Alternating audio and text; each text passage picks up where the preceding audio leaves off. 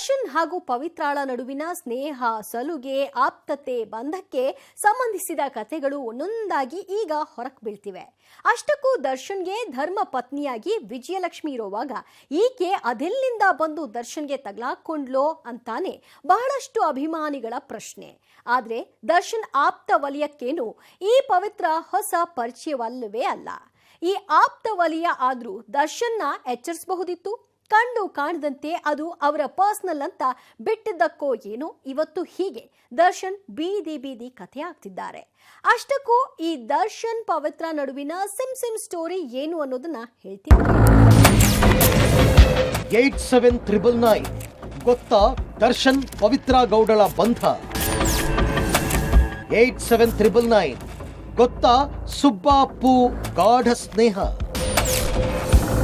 8799 ಗೊತ್ತಾ ದರ್ಶನ್ ಮಾಡಿದ್ದೇನು ಇದಕ್ಕಾಗಿ? 8799 ಗೊತ್ತಾ ಈ ಇಬ್ಬರ ಸಿಮ್ ಸ್ಟೋರಿ? ಈ ಫೋನ್ ಅನ್ನೋದು ಇದೆಯಲ್ಲ, ಅದೇ ನೋಡಿ ಪ್ರೇಮಿಗಳಿಗೆ ಸೇತುವೆ. ಒಂದು ಕಾಲದಲ್ಲಿ ಇದರ ಜಾಗದಲ್ಲಿ ಪತ್ರಗಳಿತ್ತು. ಆದರೆ ಅದಕ್ಕೆ ತಿಲಾಂಜಲಿ ಹೇಳಿ ಬಹಳ ವರ್ಷಗಳೇ ಕಳೆದು ಹೋಗಿವೆ ಬಿಡಿ. ಆದರೆ ಈಗಲೂ ಹುಡುಗ ಹುಡುಗಿ ಟಚ್ನಲ್ಲಿ ಇರಬೇಕು ಅಂದರೆ ಅದಕ್ಕೆ ಇರೋ ಒಂದೇ ಒಂದು ಮಾರ್ಗ ಅಂದರೆ ಅದು ಫೋನ್ ಅಥವಾ ಮೊಬೈಲ್. ಎಲ್ಲ ಪ್ರೇಮಿಗಳ ಹಾಗೆ ಇತ್ತ ದರ್ಶನ್ ಹಾಗೂ ಪವಿತ್ರ ನಡುವೆಯೂ ಸೇತು ಬಂಧ ಆಗಿದ್ದು ಇದೇ ಫೋನ್.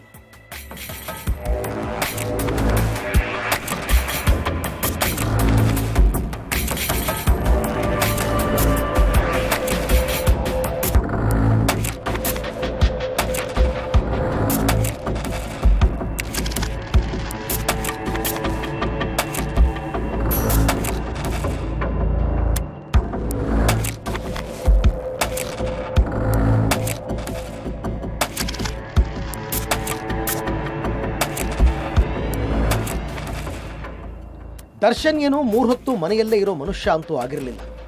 ಇವತ್ತು ಬೆಂಗಳೂರು ಅಂದರೆ ನಾಳೆ ಮೈಸೂರು. ಅದರಲ್ಲೂ ಮೈಸೂರಲ್ಲೇ ಹೆಚ್ಚು ಟೈಮ್ ಸ್ಪೆಂಡ್ ಮಾಡ್ತಾ ಇದ್ದದ್ದು. ಯಾಕಂದರೆ ಅಲ್ಲಿ ಅವರದ್ದೇ ಆದ ಫಾರ್ಮ್ ಹೌಸ್ ಇತ್ತಲ್ಲ. ಬಿಡುವು ಸಿಕ್ಕರೆ ಸಾಕು ರಾಜರಾಜೇಶ್ವರಿ ಮನೆಗೆ ಗುಡ್ ಬೈ ಹೇಳಿ ಫಾರ್ಮ್ ಹೌಸ್ ಸೇರ್ಕೊಂಡು ಬಿಡ್ತಾ ಇದ್ರು. ಆದರೆ ಪ್ರೀತಿಯ ಗೆಳತಿ ಪವಿತ್ರಾಳಿಂದ ಮಾತ್ರ ದೂರ ಇರ್ತಿರ್ಲಿಲ್ಲ ಅಂತಾರೆ. ಹಾಗಾದರೆ ಪವಿತ್ರಾಳ ಕಾಂಟ್ಯಾಕ್ಟ್ ಹೇಗೆ ಅಂದರೆ ಇದ್ದೇ ಇದೆಯಲ್ಲ, ಫೋನ್.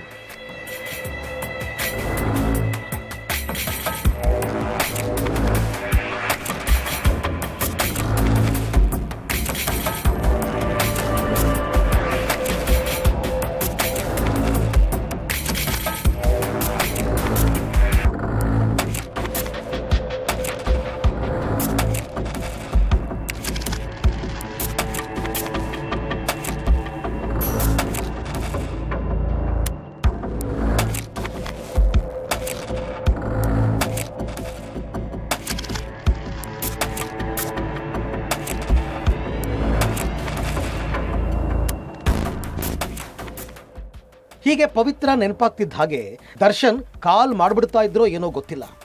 ಆದರೆ ಪವಿತ್ರ ದರ್ಶನ್ನ ಗೆಳತಿ ಅಂದ ಮೇಲೆ ದಿನಕ್ಕೊಂದು ಕಾಲ್ ಇರಲೇಬೇಕಲ್ವಾ? ಇಲ್ಲದೇ ಇದ್ರೆ ಪವಿತ್ರ ಬಿಡಬೇಕಲ್ಲ. ಮೊದಲೇ ಅತ್ತ ದುಬೈನಲ್ಲಿ ಆ್ಯನಿವರ್ಸರಿ ಮಾಡಿಕೊಂಡ್ರು ಅಂತಾನೆ ದರ್ಶನ್ ಮೇಲೆ ಮುನಿಸ್ಕೊಂಡು ರೇಣುಕಾಸ್ವಾಮಿಯ ಕೊಲೆಗೆ ಕಾರಣವಾಗಿದ್ದಾಳೆ ಅಂದರೆ ಇನ್ನು ದರ್ಶನ್ ದಿನಕ್ಕೊಮ್ಮೆ ಫೋನ್ ಮಾಡಿಲ್ಲ ಅಂತಂದರೆ ಸುಮ್ಮನಿರ್ತಾಳ? ಗೊತ್ತಿಲ್ಲ. ಆದರೆ ಈ 8799 ನಂಬರ್ ಮಾತ್ರ ಆ ಇಬ್ಬರ ಮಧ್ಯೆ ಫೋನ್ ಕಾಲ್ ಸಾಮಾನ್ಯ ಅನ್ನೋದನ್ನು ಮಾತ್ರ ಹೇಳ್ತಾ ಇದೆ. ಅಷ್ಟಕ್ಕೂ ಯಾಕೆ ಹೀಗೆ ಹೇಳ್ತಾ ಇದ್ದೀವಿ ಗೊತ್ತಾ? ಮುಂದೆ ನೀವೇ ನೋಡ್ತಾ ಹೋದರೆ ಎಲ್ಲ ಗೊತ್ತಾಗುತ್ತೆ. ಗೊತ್ತಾ ದರ್ಶನ್ ಪವಿತ್ರ ಗೌಡಳ 8799 ಸೀಕ್ರೆಟ್? ಇಬ್ಬರ ನಡುವಿನ ಸಂಬಂಧನ ಬಿಚ್ಚಿಡ್ತಾ ಈ ನಂಬರ್. ನೀವು ಸೋಷಿಯಲ್ ಮೀಡಿಯಾನ ಚೆಕ್ ಮಾಡಿದ್ರೆ ಅದೆಷ್ಟೋ ದರ್ಶನ್ನ ಆಡಿಯೋ ಕಾಲ್ಗಳು ಸಿಗುತ್ತವೆ. ಅದರಲ್ಲೂ ಹೆಂಡತಿ ವಿಜಯಲಕ್ಷ್ಮಿನ ಜರಿದಿರೋ ಆಡಿಯೋ ಕಾಲ್ ಕೂಡ ಸಿಕ್ಬಿಡುತ್ತೆ. ಆದರೆ ಪವಿತ್ರ ಗೌಡಳ ಜೊತೆಗಿನ ಮಾತಿನ ಆಡಿಯೋ ಮಾತ್ರ ಸಿಗಲ್ಲ. ಅಷ್ಟೇ ಸೀಕ್ರೆಟ್ ಮೇಂಟೈನ್ ಮಾಡ್ತಾ ಇದ್ರು. ಅಷ್ಟಕ್ಕೂ ಈಗ ಬಹಳಷ್ಟು ಮಂದಿಗೆ ಪವಿತ್ರ ಗೌಡಳ ಬಗ್ಗೆ ಸಾಕಷ್ಟು ಕುತೂಹಲ ಕಾಡ್ತಿರುತ್ತೆ. ದರ್ಶನ್ ಹೆಂಗೆಲ್ಲ ಇದ್ದವರು, ಹೆಣ್ಮಕ್ಳು ಅಂದರೆ ಸಖತ್ ಮರ್ಯಾದೆ ಕೊಡೋರು, ಅದು ಹೇಗೆ ಈ ಮಾಯಾಂಗಿ ಪವಿತ್ರಾಳ ಬಲೆಯಲ್ಲಿ ಬಿದ್ರು ಅನ್ನೋ ಪ್ರಶ್ನೆ ಅಭಿಮಾನಿಗಳನ್ನ ಕಾಡದೇ ಇರಲ್ಲ. ಅಷ್ಟೇ ಅಲ್ಲ, ಈಗಂತೂ ಬಹುತೇಕರಿಗೆ ಪವಿತ್ರಾಳ ಮೇಲೆಯೇ ಸಿಟ್ಟು. ಅದೆಲ್ಲಿಂದ ಬಂದು ದರ್ಶನ್ಗೆ ತಗ್ಲಾಕೊಂಡ್ಲೋ ಏನೋ ಅಂತಾನೆ ಬೈಕೋತಿದ್ದಾರೆ. ಆದರೆ ಈ ದರ್ಶನ್ ಮತ್ತು ಪವಿತ್ರಾಳ ನಡುವಿನ ಸಂಬಂಧ ಅದೆಂಥದ್ದು ಅನ್ನೋದನ್ನ ಇದೊಂದು ನಂಬರ್ 8799 ಹೇಳ್ತಾ ಇದೆ ನೋಡಿ. ಅಷ್ಟಕ್ಕೂ ಬಹಳಷ್ಟು ಮಂದಿ ಈ ಪವಿತ್ರ ಗೌಡಳೆ ದರ್ಶನ್ ಹೆಂಡತಿ ಅಂತ ಭಾವಿಸಿಬಿಟ್ಟಿದ್ರು. ರೇಣುಕಾಸ್ವಾಮಿ ಕೊಲೆ ಆದಾಗಲೂ ಪೊಲೀಸ್ ಕಮಿಷನರ್ ಹೆಂಡತಿಗಾಗಿ ದರ್ಶನ್ ಕೊಲೆ ಮಾಡಿದ್ದಾರೆ ಅನ್ನೋದು ಮೇಲ್ನೋಟಕ್ಕೆ ಕಂಡು ಬಂದಿದೆ. ಹೆಂಡತಿ ಪವಿತ್ರಾಗೆ ರೇಣುಕಾಸ್ವಾಮಿ ಅಶ್ಲೀಲ ಮೆಸೇಜ್ ಕಳಿಸಿದ್ದ, ಅದಕ್ಕಾಗಿ ಆತನನ್ನ ಕಿಡ್ನಾಪ್ ಮಾಡಿ ಹೊಡೆದು ಥಳಿಸಿದ್ದಾರೆ. ಹಾಗೆ ಮಾಡುವಾಗ ರೇಣುಕಾಸ್ವಾಮಿ ಪ್ರಾಣ ಬಿಟ್ಟಿದ್ದಾನೆ ಅಂತೆಲ್ಲ ಹೇಳಿದ್ರು. ಇನ್ನು ಕೆಲ ಮಾಧ್ಯಮಗಳಲ್ಲಿಯೂ ಹೆಂಡತಿಗಾಗಿ ದರ್ಶನ್ ಮರ್ಡರ್ ಕೇಸ್ನಲ್ಲಿ ತಗ್ಲಾಕೊಂಡಿದ್ದಾರೆ ಅಂತಲೇ ಪ್ರಸಾರ ಆಯಿತು. ಇದರ ಬೆನ್ನಲ್ಲೇ ಧರ್ಮಪತ್ನಿ ವಿಜಯಲಕ್ಷ್ಮಿ ಸೀದಾ ಪೊಲೀಸ್ ಕಮಿಷನರ್ಗೆ ಪತ್ರ ಬರೆದು, ನಾನು ಧರ್ಮಪತ್ನಿ ವಿಜಯಲಕ್ಷ್ಮಿ, ನಾನೊಬ್ಬಳೇ ದರ್ಶನ್ ಹೆಂಡತಿ, ಅದು ನಾನು ಮಾತ್ರ ಅಂತ ಹೇಳಿದರು. ಅಲ್ಲಿಂದ ಪವಿತ್ರ ದರ್ಶನ್ಗೆ ಏನು ಅನ್ನೋ ಪ್ರಶ್ನೆಗಳು ಎದ್ದವು. ಅದರ ಬಗ್ಗೆಯೂ ತನಿಖೆ ಆಗಬೇಕು ಅಂದರು. ಆದರೆ ದರ್ಶನ್ ಹಾಗೂ ಪವಿತ್ರಳ ನಡುವೆ ಇರೋದೆಂಥ ಸಂಬಂಧ, ಬಂಧ, ಸ್ನೇಹ, ಸಲುಗೆ ಅನ್ನೋದನ್ನು ಈ 8799 ನಂಬರ್ ಹೇಳುತ್ತೆ.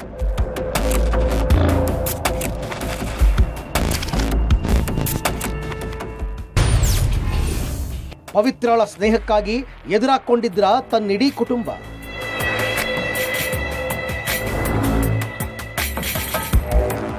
ಅಸಲಿಗೆ ಈ ಪವಿತ್ರಳಿಂದಾಗಿ ಇಡೀ ಕುಟುಂಬವನ್ನೇ ದರ್ಶನ್ ಎದುರಾಕೊಂಡಿದ್ರು. ತಾಯಿ ಮೇಲೆಯೂ ಮುನ್ಸು, ತಮ್ಮನ ಮೇಲೆಯೂ ಕೋಪ. ಯಾಕಂದ್ರೆ ತೂಗುದೀಪ ಶ್ರೀನಿವಾಸ್ ಯಾವತ್ತೂ ನನ್ನ ಹೆಸರಿಗೆ ಮಸಿ ಬೆಳಿಬೇಡಿ ಅಂತ ಕೇಳ್ಕೊಂಡಿದ್ರು. ಆದರೆ ದರ್ಶನ್ನ ಇತ್ತೀಚಿನ ವಿವಾದಗಳಿಂದಾಗಿ ತಾಯಿ ಮತ್ತು ತಮ್ಮ ಬೇಸರಿಸಿಕೊಂಡಿದ್ರು. ಅದೆಷ್ಟೋ ಮಂದಿಯಂತೂ ಈಗ ರೇಣುಕಾ ಕೊಲೆ ಕೇಸ್ ಬಳಿಕ ತಂದೆ ತೆರೆ ಮೇಲೆ ವಿಲನ್ ಆದರೆ ಈತ ರಿಯಲ್ ಲೈಫ್ನಲ್ಲಿ ವಿಲನ್ ಆಗ್ಬಿಟ್ಟ ಅಂತಾನೆ ಮಾತಾಡಿಕೊಂಡಿದ್ದಾರೆ. ಇದೆಲ್ಲವೂ ತಾಯಿ ಮತ್ತು ತಮ್ಮನನ್ನ ಬಾಧಿಸಿದೆ. ಅಷ್ಟೇ ಅಲ್ಲ, ಈ ಪವಿತ್ರಳಿಂದಾಗಿ ಆತ ತಾಯಿ ಸಹೋದರ ಇಬ್ಬರು ದೂರ ಉಳಿದಿದ್ರು ಎನ್ನುತ್ತಾರೆ. ಆದರೆ ಮೊನ್ನೆಯ ಭೇಟಿಯಿಂದಾಗಿ ಇಡೀ ಕುಟುಂಬ ಒಂದಾಗೋ ಸಮಯ ಹತ್ತಿರವಾಗಿದೆ ಅನ್ನೋ ಮಾತುಗಳು ಕೇಳಿ ಬರ್ತಾ ಇವೆ. ತಾಯಿ ಸಹೋದರ ಮಾತ್ರವಲ್ಲ, ಇತ್ತ ವಿಜಯಲಕ್ಷ್ಮಿ ಮೇಲೂ ದರ್ಶನ್ ಜಗಳ ಮಾಡ್ತಿದ್ರು. ಅತ್ತ ಹೆಂಡತಿ ಅದೆಷ್ಟೇ ವಿರೋಧ ವ್ಯಕ್ತಪಡಿಸಿದ್ರು, ದರ್ಶನ್ ಮಾತ್ರ ಪವಿತ್ರಳನ್ನ ಬಿಡೋ ಮಾತೇ ಇಲ್ಲ ಅಂತ ಆಕೆ ಜೊತೆ ಸಖತ್ ಸಲುಗೆಯಿಂದ ಇದ್ಬಿಟ್ಟಿದ್ರು. ಈ ಇಬ್ಬರ ಗೆಳೆತನ, ಸ್ನೇಹ, ಸಂಬಂಧಕ್ಕೆ ಈ ಫೋಟೋಗಳೇ ಸಾಕ್ಷಿ. ಅಸಲಿಗೆ ದರ್ಶನ್ ಯಾರಂದ್ರೆ ಯಾರ ಜೊತೆಗೂ ಹೀಗೆಲ್ಲ ಫೋಟೋ ತೆಗೆಸ್ಕೊಂಡಿದ್ದೇ ಇಲ್ಲ. ಅಷ್ಟೇ ಯಾಕೆ, ಇತ್ತ ಪವಿತ್ರಳ ಗಂಡ ಸಂಜಯ್ ಸಿಂಗ್ಗೆ ಹೇಳಿದ್ರಲ್ಲ, ಆಕೆ ದರ್ಶನ್ ಜೊತೆ ಇರ್ತೀನಿ ಅಂತ ಹೇಳಿಯೇ ತನ್ನಿಂದ ವಿಚ್ಛೇದನ ಪಡೆದುಕೊಂಡ್ಲು ಅನ್ನೋದನ್ನು. ಅಲ್ಲಿಗೆ ದರ್ಶನ್ ಮತ್ತು ಪವಿತ್ರಳ ಸಂಬಂಧ ಏನು ಎಂಥದ್ದು ಅನ್ನೋದನ್ನ ನಾವೇನು ಬಿಡಿಸಿ ಹೇಳೋ ಅಗತ್ಯವಂತೂ ಇಲ್ಲ.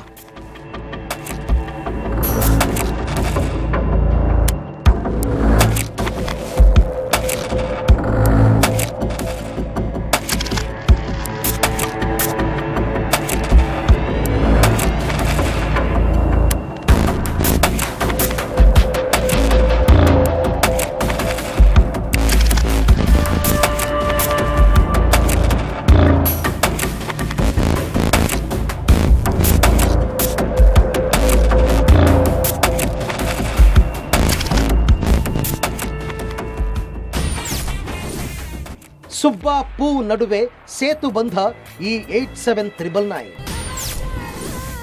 ಪವಿತ್ರಾಳಿಗೆ ನಿತ್ಯ ಕಾಲ್ ಮಾಡ್ತಿದ್ರಂತೆ ದರ್ಶನ್. ಹೌದು, ದರ್ಶನ್ ಹಾಗೂ ಪವಿತ್ರ ನಡುವೆ ಇದ್ದದ್ದು ಬರೀ ಸ್ನೇಹ ಸಂಬಂಧ ಅಲ್ಲ. ಆಕೆಯೇ ಜನವರಿ ತಿಂಗಳಲ್ಲಿ ದರ್ಶನ್ ಜೊತೆಗಿನ ಫೋಟೋಗಳನ್ನು ಬಹಿರಂಗ ಮಾಡಿ ನಮ್ಮದು 10 ವರ್ಷದ ಸಂಬಂಧ ಅಂತ ಬೀಗಿದ್ಲು. ಈ ಸಂಬಂಧ 10 ವರ್ಷ ಗಟ್ಟಿಯಾಗೋದರ ಹಿಂದೆ ಇರೋದೇ ಈ ನಂಬರ್ 8799. ಇದೇ ನೋಡಿ ಅವರಿಬ್ಬರ ಮಧ್ಯೆ ಸೇತು ಬಂಧ ಆಗಿರೋದು. ಅಷ್ಟಕ್ಕೂ ಪವಿತ್ರ ದರ್ಶನ್ಗೆ ನಿತ್ಯದ ವರದಿ ಒಪ್ಪಿಸದೆ ಹೋದರೆ ಸುಮ್ಮನೆ ಇರ್ತಿರ್ಲಿಲ್ಲ. ಅವ್ರು ಎಲ್ಲೇ ಇರಲಿ, ಏನೇ ಮಾಡ್ತಿರಲಿ, ಸುಬ್ಬ ಅಂತ ಕಾಲ್ ಮಾಡ್ತಾ ಇದ್ರು. ಅದೇ ರೀತಿ ಮಾರಾಯ್ತಿ ಫೋನ್ ತೆಗೆದೇ ಹೋದರೆ ಸುಮ್ಮನೆ ರಿಸ್ಕ್ ಅಂತ ಇತ್ತ ದರ್ಶನ್ ಕೂಡ ಫೋನ್ ತೆಗೆದು ಹೇಳು ಪೂ ಅಂತ ಇದ್ರು. ಈ ಇಬ್ಬರು ಒಬ್ಬರನ್ನೊಬ್ಬರನ್ನ ಪ್ರೀತಿಯಿಂದ ಕರೆದುಕೊಳ್ತಾ ಇದ್ದದ್ದು ಸುಬ್ಬ ಪೂ ಅಂತ. ಇದೆಲ್ಲವನ್ನು ನೋಡಿಕೊಂಡು ವಿಜಯಲಕ್ಷ್ಮಿ ಸುಮ್ಮನೆ ಇದ್ರು, ಕಾಲಕ್ಕಾಗಿ ಕಾದಿದ್ರು. ಆದರೆ ಈಗ ಅದೇ ಪವಿತ್ರಳ ಕಾರಣದಿಂದಾಗಿ ದರ್ಶನ್ ಕೊಲೆ ಪ್ರಕರಣವನ್ನ ಮೈ ಮೇಲೆ ಎಳೆದುಕೊಂಡು ಜೈಲು ವಾಸಿಯಾಗಿದ್ದಾರೆ. ಸಾಲದಕ್ಕೆ ನಿದ್ದೆ ಬರ್ತಿಲ್ಲ, ಊಟ ಸೇರ್ತಿಲ್ಲ ಅಂತ ದಿನೇ ದಿನೇ ತೂಕ ಕಳೆದುಕೊಂಡು ಸೊರಗ್ತಾ ಇದ್ದಾರೆ. ಇಷ್ಟು ದಿನ ಮಾಡಿದ್ದೆಲ್ಲವನ್ನು ಕಣ್ಣು ಮುಂದೆ ತಂದುಕೊಂಡು ಪಶ್ಚಾತ್ತಾಪ ಪಡ್ತಾ ಇದ್ದಾರೆ. ಆದರೆ ಇತ್ತ ಪವಿತ್ರ ಮಾತ್ರ ಮೊದಲಿನಂತೆ ದರ್ಶನ್ ಜೊತೆ ಮಾತನಾಡಲಾಗದೆ ಪರದಾಡ್ತಾ ಇದ್ದಾಳೆ. ಅಷ್ಟಕ್ಕೂ ಈ 8799 ನಂಬರ್ ಮೂಲಕ ಪವಿತ್ರ ದರ್ಶನ್ನ ಅದೇಗೆ ಕಪಿಮುಷ್ಟಿಯಲ್ಲಿ ಹಿಡಿದಿಟ್ಕೊಂಡಿದ್ಲು ಗೊತ್ತಾ? ಸದ್ಯ ಈಗ ಈ ನಂಬರ್ ಸಹವಾಸ ದರ್ಶನ್ಗೆ ಇಲ್ಲ. ಇದಾಗಲೇ ಈ ನಂಬರ್ ರೇಣುಕಾಸ್ವಾಮಿಯ ಮರ್ಡರ್ ಕೇಸ್ ನಡೆಸ್ತಾ ಇರುವ ಪೊಲೀಸರ ಕೈ ಸೇರಿದೆ. ಅಷ್ಟಕ್ಕೂ ಏನು ಗೊತ್ತಾ, ಈ ನಂಬರ್ ನಿಮಗಿಷ್ಟೊತ್ತಿಗಾಗಲೇ ಇದರ ಬಗ್ಗೆ ಅರಿವಿಗೆ ಬಂದಿರಲೇಬೇಕು. ಹೌದು, ನೀವು ಅಂದ್ಕೊಳ್ತಿರೋದೇ ಸತ್ಯ. ಈ ನಂಬರ್ ಬೇರೆ ಯಾವುದೂ ಅಲ್ಲ, ಅದೇ ದರ್ಶನ್ ಹಾಗೂ ಪವಿತ್ರಳ ಮೊಬೈಲ್ ನಂಬರ್. ದರ್ಶನ್ ಹಾಗೂ ಪವಿತ್ರ ನಿತ್ಯ ಭೇಟಿ ಆಗ್ತಿರ್ಲಿಲ್ಲ. ಆದ್ರೆ ಫೋನ್ನಲ್ಲಿ ಮಾತ್ರ ಡೈಲಿ ಟಚ್ ನಲ್ಲಿದ್ರ ಗೊತ್ತಿಲ್ಲ. ಆದ್ರೆ ಇಬ್ರು ಒಂದೇ ಬಗೆಯಲ್ಲಿ ನಂಬರ್ ತೆಗೆದುಕೊಂಡಿರೋದೇ ಅವರ ಆಪ್ತತೆಯನ್ನ ಹೇಳುತ್ತೆ. ಇಬ್ರು ಆಲ್ಮೋಸ್ಟ್ ಒಂದೇ ನಂಬರ್ ನಂತಿರೋ ಸಿಮ್ ತೆಗೆದುಕೊಂಡಿದ್ರು. ಅದೆಂಥ ಕಿರಾತಕ ಐಡಿಯಾವನ್ನ ಮಾಡಿದ್ರು ಅನ್ನೋದರ ಡೀಟೇಲ್ಸ್ ಇಲ್ಲಿದೆ ನೋಡಿ. ದರ್ಶನ್ ಪವಿತ್ರ ಈ ಇಬ್ಬರದ್ದು ಕೊನೆಯ 5 ನಂಬರ್ ಸೇಮ್ 879999. ಆದ್ರೆ ಸಿಮ್ ಇದ್ದ ಹೆಸರುಗಳು ಮಾತ್ರ ಬೇರೆ.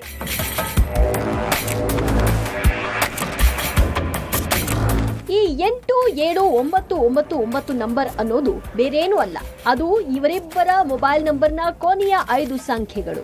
ಆದ್ರೆ ಈ ಮೊಬೈಲ್ ನಂಬರ್ ಇಟ್ಕೊಂಡು ದರ್ಶನ್ ಪವಿತ್ರಳ ಬಗ್ಗೆ ಅದೇನ್ ಹೇಳ್ತಿದ್ದಾರೆ ಅಂತ ಯೋಚಿಸಬೇಡಿ. ಸಾಮಾನ್ಯವಾಗಿ ಈಗೆಲ್ಲ ಮನೆಯವರಿಗೆ ಹೀಗೆ ಸೇಮ್ ಟು ಸೇಮ್ ನಂಬರ್ ಸಿಗೋದಿಲ್ಲ. ಇನ್ನು ಪ್ರೇಮ ಜೋಡಿಗಳು ಇಂತಹ ಸೇಮ್ ಟು ಸೇಮ್ ನಂಬರ್ ತೆಗೆದುಕೊಳ್ಳೋಕೆ ಟ್ರೈ ಮಾಡ್ತಾರೆ. ಇಂತಹದ್ದೇ ಪ್ರಯತ್ನ ದರ್ಶನ್ ಹಾಗೂ ಪವಿತ್ರ ಮಾಡಿದ್ರು ಅನ್ನೋದನ್ನ ಈ ನಂಬರ್ ತಿಳಿಸುತ್ತೆ. ಅಷ್ಟಕ್ಕೂ ಯಾಕೆ ಅನ್ನೋ ವಿಚಾರವೇನು ಈಗ ಗುಟ್ಟಾಗಿ ಉಳಿದಿಲ್ಲ ಬಿಡಿ. ಸುಬ್ಬ ಮತ್ತು ಪೂ ಇಬ್ಬರು ತಮ್ಮ ನಡುವಿನ ಖಾಸಗಿ ವಿಚಾರಗಳಿಗೆ ಈ ನಂಬರ್ 879999 ಬಳಕೆ ಮಾಡ್ತಿದ್ರು.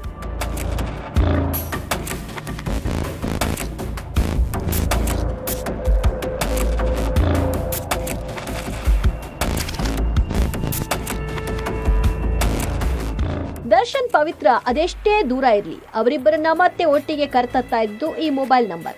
ದರ್ಶನ್ ಹಾಗೂ ಪವಿತ್ರ ಇಬ್ಬರದ್ದು same to same mobile number ಇದ್ದಂತಿತ್ತು. ಮೊದಲ 5 ನಂಬರ್ ಬೇರೆ ಇದ್ರೆ ಕೊನೆಯ 5 ನಂಬರ್ ಮಾತ್ರ ಸೇಮ್ ಟು ಸೇಮ್. ಹೀಗೆ ಸೇಮ್ ಟು ಸೇಮ್ ನಂಬರ್ ಅದ್ಯಾರು ಪಡ್ಕೊಳ್ತಾರೆ ಅನ್ನೋದು ನಿಮ್ಗೆ ಚೆನ್ನಾಗಿ ಗೊತ್ತಿದೆ.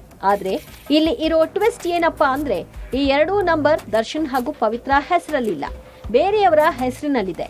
ಅಷ್ಟೇ ಅಲ್ಲ, ದಾಖಲಾತಿಗಳು ಕೂಡ ಬೇರೆ ಯಾರದ್ದೋ ಹೆಸರಿನಲ್ಲಿ ತೆಗೆದುಕೊಂಡ ಈ ನಂಬರ್ಗಳಲ್ಲಿ ದರ್ಶನ್ ಪವಿತ್ರ ತಮ್ಮ ಪರ್ಸನಲ್ ಮಾತು, ಹರಟೆ, ಚಾಟಿಂಗ್ ನಡೆಸ್ತಿದ್ರು ಅನ್ನೋದು ತಿಳಿದು ಬಂದಿದೆ.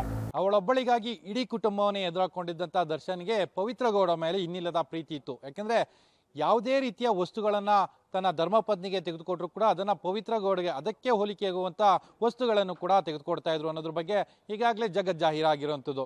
ಆದರೆ ಅವರಿಬ್ಬರು ಬಳಸ್ತಾ ಇದ್ದಂಥ ಫೋನ್ ನಂಬರ್ ಏನಿತ್ತು, ಫೋನ್ ನಂಬರ್ ಲಾಸ್ಟ್ ಕೊನೆಯ 5 ಅಂಕೆಗಳೇನಿತ್ತು ಅದೆಲ್ಲ ಕೂಡ ಸೇಮ್ ಟು ಸೇಮ್ ಇತ್ತು ಅನ್ನೋದು ಈಗ ಸ್ಪಷ್ಟವಾಗಿ ತನಿಖೆಯಿಂದ ಮೂಲಕ ಗೊತ್ತಾಗಿರುವಂಥದ್ದು. ಯಾಕೆಂದರೆ ಇಬ್ಬರು ಕೂಡ ನಕಲಿ ವ್ಯಕ್ತಿಗಳ ಹೆಸರಿನಲ್ಲಿ ಸಿಮ್ ಕಾರ್ಡ್ಗಳನ್ನು ಖರೀದಿ ಮಾಡ್ತಾರೆ. ಅದರಲ್ಲಿ 87999 ಅಂದರೆ ದರ್ಶನ್ ಅವರ ಮೊಬೈಲ್ ನಂಬರ್ ಎಂಡ್ ಆಗುವಂಥದ್ದು 87999ನಲ್ಲಿ ಮತ್ತು ಪವಿತ್ರ ಗೌಡ ಅವರ ನಂಬರ್ ಕೂಡ ಎಂಡ್ ಆಗುವಂಥದ್ದು 87999ನಲ್ಲಿ. ಅಂದರೆ ಅವರಿಬ್ಬರು ಕೂಡ ಒಬ್ಬರಿಗೆ ಒಬ್ಬರು ಇಷ್ಟಪಡುವಂಥದ್ದು, ಜೊತೆಗೆ ಒಬ್ಬರಿಬ್ಬರ ಸೇಮ್ ಟು ಸೇಮ್ ನಂಬರನ್ನು ಬಳಸ್ತಾ ಇದ್ರು ಅನ್ನೋದು ಈಗ ತನಿಖೆ ಮೂಲಕ ಬಹಿರಂಗ ಆಗಿರುವಂಥದ್ದು.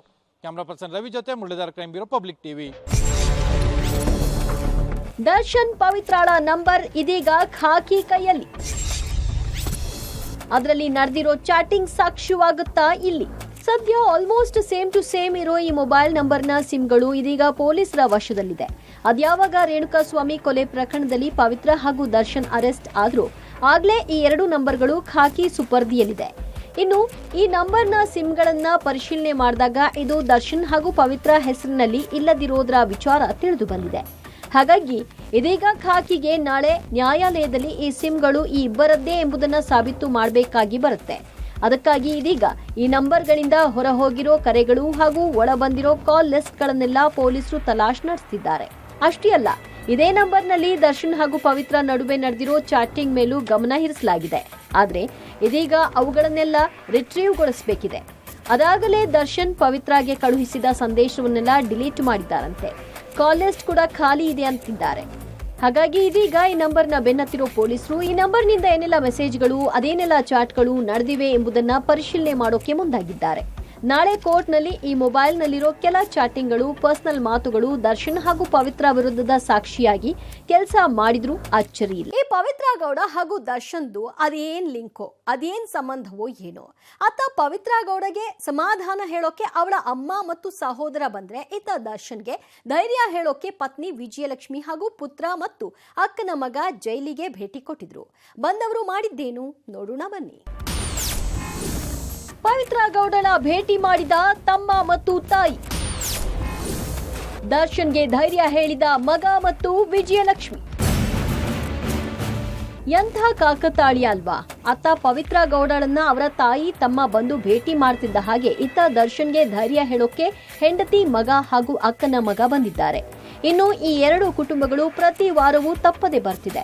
ಬುಧವಾರ ಪವಿತ್ರಾಳನ್ನ ನೋಡಲು ಬಂದ ತಾಯಿ ಮತ್ತು ಸಹೋದರ ಎಂದಿನಂತೆ ಬ್ಯಾಗ್ ಸಮೇತವಾಗಿ ಬಂದಿದ್ರು. ಸದ್ಯ ಪವಿತ್ರಾಗೆ ತಾಯಿ ಬಿಟ್ಟು ಮತ್ಯಾರೂ ಬರ್ತಿಲ್ಲ. ಸಮತಾಗೆ ನೋಟಿಸ್ ಕೊಟ್ಟ ಬಳಿಕ ಬೇರೆ ಸ್ನೇಹಿತರು ಬರಲು ಹಿಂದೇಟ್ ಹಾಕ್ತಿದ್ದಾರೆ.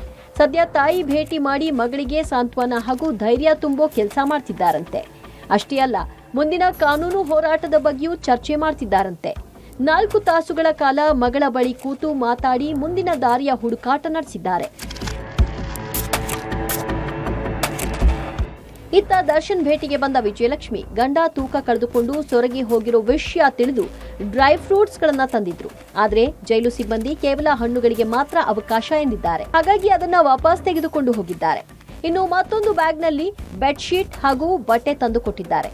ಇತ್ತ ದರ್ಶನ್ ಕೂಡ ಕೋರ್ಟ್ನಲ್ಲಿ ನಿದ್ದೆ ಬರ್ತಿಲ್ಲ, ಊಟ ಸೇರ್ತಿಲ್ಲ ಅಂತ ಹಾಸಿಗೆ ಹಾಗೂ ಮನೆಯೂಟದ ಅರ್ಜಿ ಸಲ್ಲಿಸಿದ್ದಾರೆ. ಆದ್ರೆ ಅದಿನ್ನು ಜುಲೈ 18ಕ್ಕೆ ವಿಚಾರಣೆಗೆ ಬರುತ್ತೆ. ಆದ್ರೆ ಅಲ್ಲಿಯವರೆಗೂ ಗಂಡನ ಪಾಡು ಸಹಿಸದ ವಿಜಯಲಕ್ಷ್ಮಿ ಹಾಸಿಗೆ ಬದಲಾಗಿ ಬೆಡ್ಶೀಟ್ ತಂದು ಕೊಟ್ಟು ಹೋಗಿದ್ದಾರೆ. ಇನ್ನು ಗಂಡ ಹೆಂಡತಿ ನಡುವೆ ಮುಂದಿನ ಕಾನೂನು ಹೋರಾಟದ ಬಗ್ಗೆ ಅದೇನ್ ಮಾತುಕತೆಯಾಗಿದೆಯೋ ಗೊತ್ತಿಲ್ಲ. ಆದ್ರೆ ಈ ವೇಳೆ ದರ್ಶನ್ ಮಗ ಹಾಗೂ ಅಕ್ಕನ ಮಗನನ್ನ ಕಂಡು ಭಾವುಕರಾಗಿದ್ದಾರೆ ಎನ್ನಲಾಗಿದೆ. ಇನ್ನು ಇದೆಲ್ಲ ಅದೆಷ್ಟು ದಿನವೋ ಏನೋ ಅನ್ನೋದು ಆ ಭಗವಂತನಿಗೆ ಮಾತ್ರ ಗೊತ್ತು. ನೋಡಿದ್ರಲ್ಲ ವೀಕ್ಷಕರೇ, ಇದು ಈ ಹೊತ್ತಿನ ವಿಶೇಷ. ನೆನಪಲ್ಲಿ ನ್ಯೂಸ್ ಅಂದ್ರೆ ರಿಪಬ್ಲಿಕ್ ಟಿವಿ.